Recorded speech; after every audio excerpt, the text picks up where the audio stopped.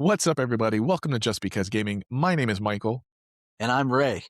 and thank you for joining us. Before we get into it, as always, please like, comment, subscribe. We're trying to grow that subscriber base. And with that being said, we'll jump into it. Rumors of possible new hardware from Xbox. They're talking about new controllers possibly coming out at the end of 2026, which would be cool. I mean, they're working on these new controllers to they're going to be Wi-Fi connecting to help with their latency that they have with cloud gaming. I'm not a big proponent of the cloud gaming thing right now. I like to play on my console more so than remotely on the cloud or streaming directly to my console from the cloud. Why add that extra download, I guess, from the internet while I'm playing when I can just play it directly off my hard drive? I just think it makes things run a little smoother. But they are working on a new controller, a next generation controller, which is going to release earlier than the next generation console. They're also talking about a possible Xbox Elite 3. I've got the Elite 1 still, and it still works fine. And I've got the Elite 2, which I've really enjoyed using. Both very good controllers. The Elite 2, I had a little trouble with one of the bumpers sticking on, but as I used it, it seemed to loosen up and work better. But that's the only issue I ever really had with either of the controllers. Mike, you've got the Elite 2, I think, don't you? Yeah, I did have the Elite 1 for a while, but then when the Elite 2 came out, I sold the Elite 1 controller on Facebook Marketplace. Hey, gotta shout out to Facebook Marketplace. You could sell anything and everything, and it's an amazing thing. But anyways, got the money for that, bought the the Elite the Elite 2 controller. I'm actually going to keep that in there. I bought the Elite 2 controller, and yeah, it's been a dream ever since. Now, I will admit, I tend to save it for not special occasions, but when it's really just me. So for example, if me and the wife and the kids, let's say we're playing Mortal Kombat, I'll just use regular controllers. But if it's just me and I'm just having a chill time, like playing Assassin's Creed or playing WWE or playing whatever, just something, and I'm just having me time, Right. that's when I'll use the Elite controller. Because it's the Elite, it's just me enjoying my time, having a break, and it's just me. So that's when I'll use the Elite controller.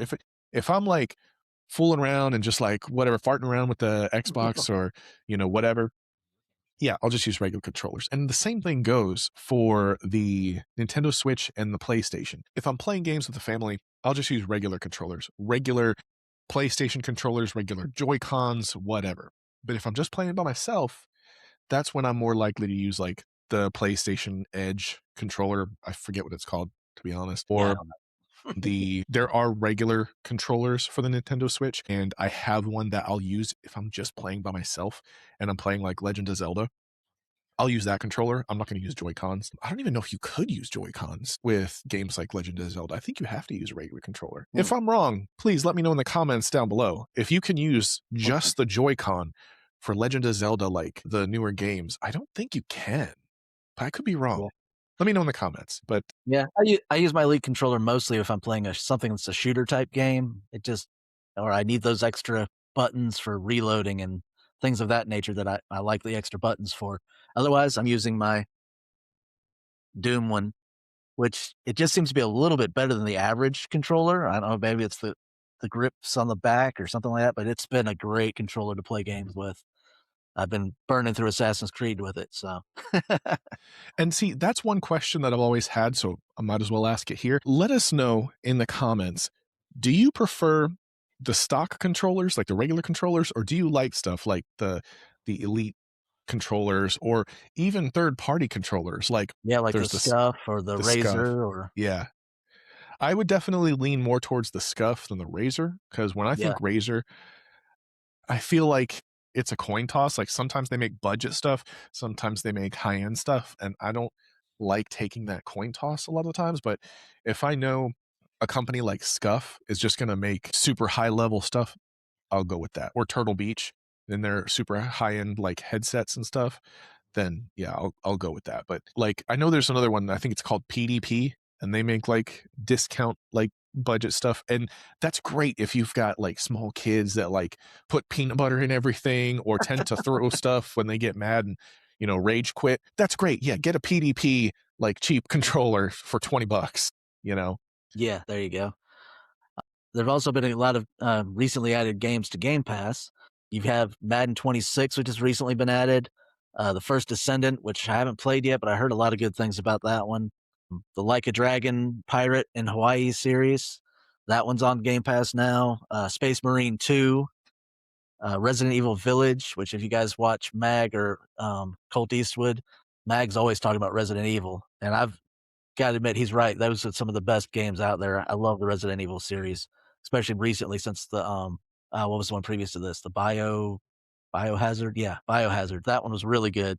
I started Resident Evil Village and I haven't finished that one yet. I got to complete that. That's a really good one. Star Wars Outlaws has been added to Game Pass.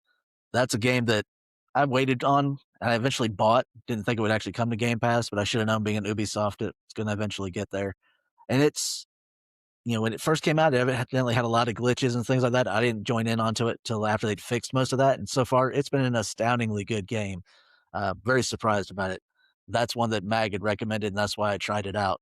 Turned out he was right on that one. Assassin's Creed Mirage, that's on there. Mortal Kombat 1, which, Mike, you got me playing the Mortal Kombat again. I haven't played Mortal Kombat in forever, but that's on Game Pass. Death Stranding, the director's cut. I don't know. I've heard might try it since it's on Game Pass. I wasn't going to buy that one because I've heard it's more like a walking sim than anything else. But, I might give it a shot now that it's on Game Pass. And then High on Life 2, which if you played the first one, Mike, I don't know if you did or not, it's like playing Rick and Morty universe in a video game. It's just hilarious and fun and crazy, nonstop, talking guns and the whole knife that talks to you and wants to stab people. It's great. And you said that one's coming out today on Friday the 13th? Yes. That's awesome because, I mean, that kind of fits with the vibe because, Right? yeah. I mean, I'm more looking to see if there's any like Friday the 13th sales or specials or something where even if it's not free, even if it's like a couple bucks, because like I would love to see, I already have the Texas Chainsaw Massacre game, but more like horror genres. I'd love to Mhm. see more of that stuff come out on Friday the 13th, which, fun fact, because February is exactly 28 days, and that's exactly 4 weeks, that means there'll be another Friday the 13th next month as well. So that's kind of weird but fun. But yeah, with those games being released, that's gonna be cool. I'll I'll definitely end up playing High on Life 2. Might have to go back and remember High on Life, the first one, because I think I played a little bit of it and I was like, okay, this is cool. And I have a really bad habit of playing a game for a little while and not getting bored with it, but just getting distracted by the next shiny red object I and jump into that. Which, speaking of shiny red objects, I doubt there's that many gamers that are into this, but there's a new WWE game. They've been releasing trailers for it, WWE 2K26, and that's coming out in March. Very excited for that. Of course, my nerdy wrestling ass is going to be playing that.